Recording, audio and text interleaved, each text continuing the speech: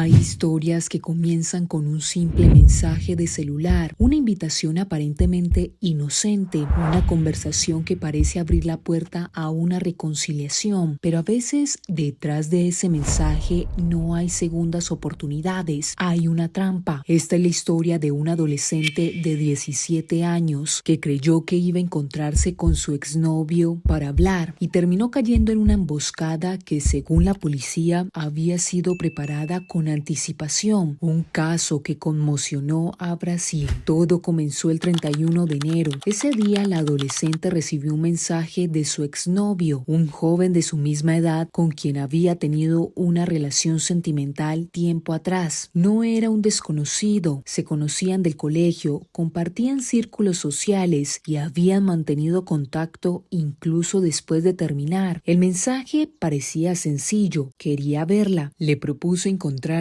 en un apartamento ubicado en Copacabana, uno de los barrios más conocidos de Río de Janeiro. Pero en medio de la conversación, el joven hizo una pregunta curiosa. Le preguntó si podía llevar a alguna amiga. La adolescente respondió que intentaría invitar a alguien, pero no lo consiguió. Finalmente decidió ir sola. Para ella se trataba de una conversación pendiente, quizás una reconciliación, quizás solo cerrar un capítulo. Lo que no sabía era que mientras hablaban por teléfono, en ese apartamento ya habían varias personas esperando. Las cámaras de seguridad del edificio registraron algo que después sería clave para la investigación. En las imágenes se observa cómo varios jóvenes llegan al apartamento antes que la víctima. No se trataba de una reunión improvisada. Según la policía, al menos 4 jóvenes de entre 18 y 19 años ya se encontraban dentro del lugar antes de que la adolescente llegara. Minutos después aparece ella acompañada por su exnovio. 5 personas en total estaban involucradas en lo que ocurriría dentro de ese apartamento, pero solo una de ellas había hablado con ella. Solo una había ganado su confianza. Según la declaración que la adolescente entregó posteriormente a la policía, al inicio ella se encontraba sola en la habitación con su exnovio. En ese momento creyó que estaban solos, pero la situación cambió rápidamente. De acuerdo con la investigación, los otros 4 jóvenes entraron a la habitación. La adolescente relató que intentó salir del lugar, pero no se lo permitieron. Durante aproximadamente 1 hora y media, permaneció dentro de ese cuarto en una situación de violencia física y psicológica que las autoridades describieron como una agresión colectiva. Cuando finalmente logró salir del apartamento, estaba profundamente afectada. Las cámaras de seguridad también registraron ese momento. Minutos después, el grupo abandonó el lugar. Tras lo ocurrido, la adolescente regresó a su casa y contó lo sucedido a su familia. Fue su madre quien decidió actuar de inmediato. En su testimonio relató que cuando le preguntó a su hija si tenía heridas, la joven levantó su vestido y le mostró marcas visibles en su cuerpo.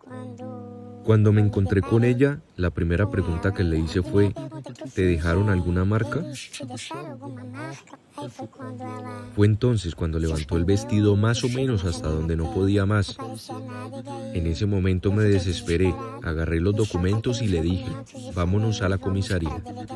La adolescente fue trasladada al Instituto Médico Legal de Río de Janeiro para realizar los exámenes correspondientes. El informe forense detectó lesiones compatibles con violencia física y sexual. Para los investigadores, estas pruebas, sumadas al testimonio de la víctima y a las grabaciones de las cámaras de seguridad, fueron determinantes para solicitar órdenes de captura contra los sospechosos. La justicia brasileña imputó a los 4 adultos por delito de violación colectiva agravada, debido a que la víctima era menor de edad. También fueron acusados de privación ilegal de la libertad. El adolescente señalado como quien organizó el encuentro enfrenta un proceso dentro del sistema de justicia juvenil. Los 4 jóvenes mayores de edad señalados en el caso son Bruno Felipe dos Santos Alegrete, de 18 años, Víctor Hugo Oliveira, de 18 años, Mateus, de 19 años, Gabriel Berto, de 19 años. Uno de ellos tenía contrato como jugador de de fútbol en un club local. Otro era hijo de un funcionario del gobierno del estado de Río de Janeiro, lo que generó una fuerte polémica cuando el caso salió a la luz. Tras conocerse la acusación contra su hijo, el funcionario fue apartado de su cargo. Cuando la policía intentó detenerlos inicialmente, varios de los jóvenes ya no estaban en sus casas. Las órdenes de captura fueron emitidas semanas después del crimen. Con el paso de los días, algunos de los sospechosos decidieron entregarse voluntariamente en distintas comisarías de la ciudad. Las imágenes de sus llegadas fueron transmitidas por medios brasileños, mientras grupos de personas se concentraban a las afueras exigiendo justicia. Otro elemento que llamó la atención fue que la víctima y algunos de los acusados estudiaban en el mismo colegio, el tradicional Colegio Pedro II. Se trata de una de las instituciones educativas más antiguas y prestigiosas de Brasil. Más allá del proceso judicial, el impacto emocional sobre la víctima ha sido profundo. Según su familia, después del ataque, la adolescente llegó a sentirse culpable por lo ocurrido. Incluso expresó temor de ser señalada por otras personas.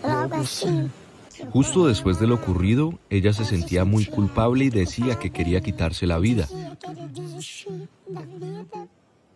Por vergüenza, porque pensaba que donde quiera que fuera, todos la señalarían como violada y como culpable. Ahora está logrando comprender que no tiene la culpa, que no está sola, que importa y que su nombre es muy valioso.